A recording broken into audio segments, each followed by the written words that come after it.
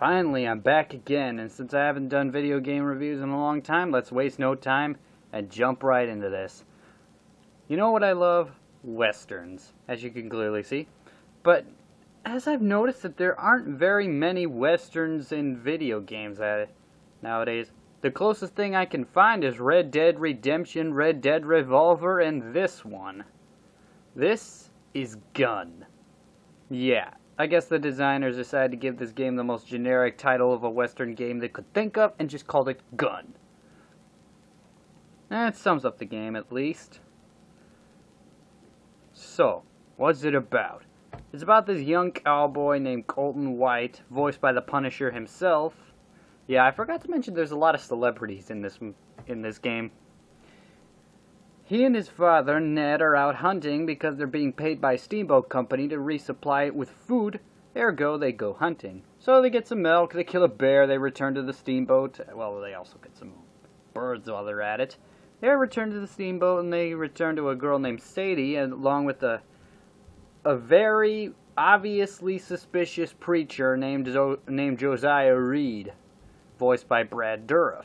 I friggin' hate this guy. Both the voice actor and the character.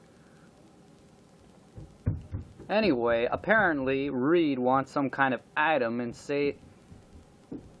Sadie might know where it is, so he takes out a tomahawk and throws it right into Sadie's head. Yeah. As if this preacher wasn't obviously suspicious enough. So, anyway, he launches an attack on the steamboat to get the item, and Colton and Ned manage to fight off the marauders, but Colton is told by Ned to go to Dodge City to a place called the Alhambra Cat House and ask for a girl named Jenny so she can help him. I don't know what Reed is looking for, but I've got a clue. There's an opening cutscene before the beginning of the game, and well, it follows the expedition of Coronado in the southwest, and it talks about how he lost his cross. So yeah, they're looking for the cross of Coronado. Sorry, Indiana Jones beat you to do it in The Last Crusade. But then again, this game takes place in 1880, and Indy found it in 1912. And then he re-found it during the time before World War II. Never mind. Anyway, he goes to Dodge City after Ned and Sadie are killed, and he catches up with the girl named Jenny, the girl named Jenny, played by God on high, and whatever parts of the universe are left undiscovered, Kat Soucie. Now I'm gonna go out of character for a second and sum this all up.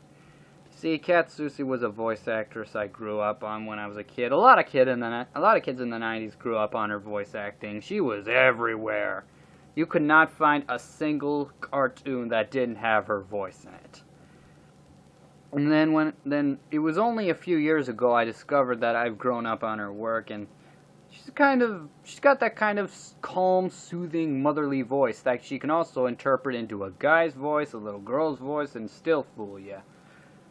She's got that kind of voice you wish you could hear when you wake up in the morning. And I don't mean that in a bad way, guys.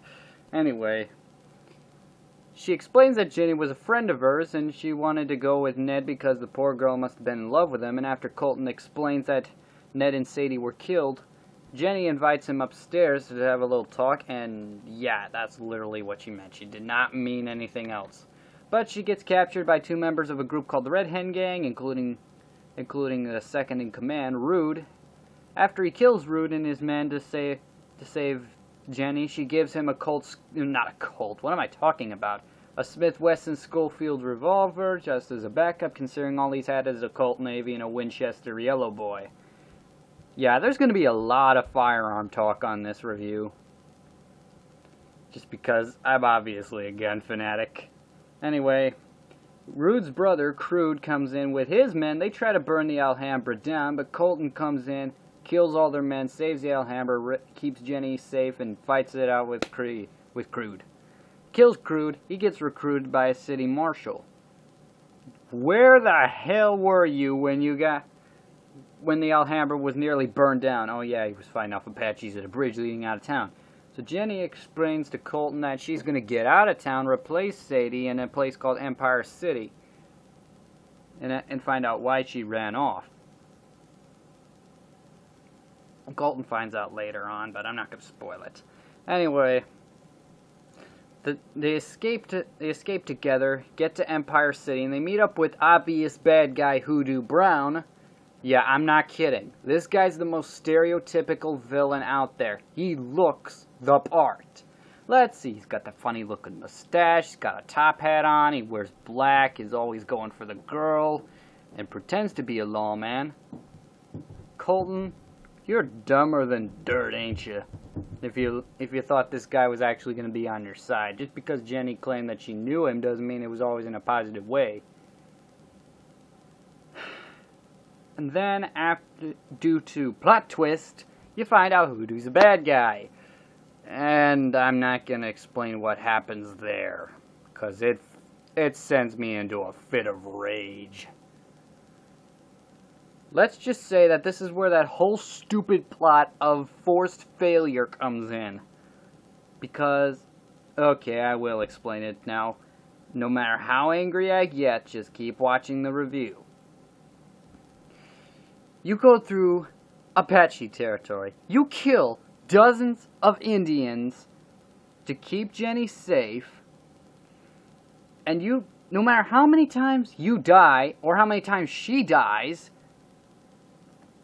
it takes up until you get to Empire City, until Jenny is killed off by Reed, due to plot twists and Reed showing up after Jenny luring them there. She didn't intend to get her throat slit, and probably he slits her throat. And the most horrifying part of it is that Jenny begs for help with her last breath. I was about ready to break the TV screen when that happened, because it was the ultimate case of missed opportunity. I mean, come on, she couldn't have been a love interest, for God's sake, or a partner, at least. The two couldn't have gone out upholding the law together. But nope, Reed has to slit her throat and she's gotta die. Yeah, I friggin' hate forced failure. More than escort missions, more than respawning enemies, more than quick time events. Because if you're going to go through all this trouble, die a million times, have your partner die a million times, and your partner or you get killed anyway, screw you, game. But overall, that's where I'm going to stop. The rest you can find out for yourself.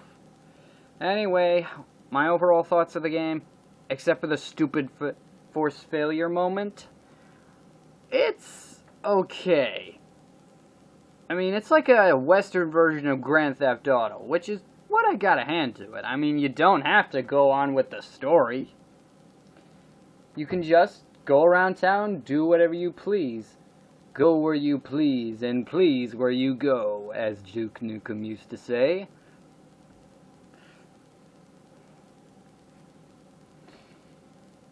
And I gotta admit, it is pretty fun going around killing bad guys, upholding the law, and doing good. Just ignore the main story and you don't have to deal with it. But I've got one more problem with this game, but this is only nitpicking. I mean, this is when we start getting the great first-person shooters. They're showing the mechanics of their weapons completely accurately, according to detail. But then this game comes along, and they start treating these guns and they start treating these rifles and pistols and shotguns like they're semi-automatic.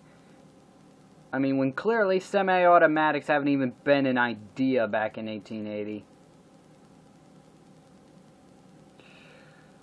I mean, these things... I know it's nitpicking. I'll forgive it, because not many people put much thought into Western games. But if I'm gonna look for a game that... If I'm gonna look for a Western game that I hope has that kind of, format, I think I'll check out the Red Dead series or the Desperado series. Because they at least look, interesting. But no offense to those who like this game, I just think it falls sort of into the okay pile. It's just got that force failure thing, and it's got the little nitpicking gun thing that I worry about. But overall, it's an okay game. I'll give it 3 stars out of 5. Now, none of this is fact. It's just my opinion on it, and just my opinion on it. So don't go insane if you don't agree with me. So I just wanted to get this out there because I haven't done a video game review in a while, and I'm running out of ideas. But don't worry. Next time, I'm going to do things that I do like in video games, and if you don't agree with me on those things, don't worry. You'll get your revenge after that, because after that, I will do the things that I don't like in video games. And if you complain about that, well, screw you, internet trolls. I'm just doing what I do.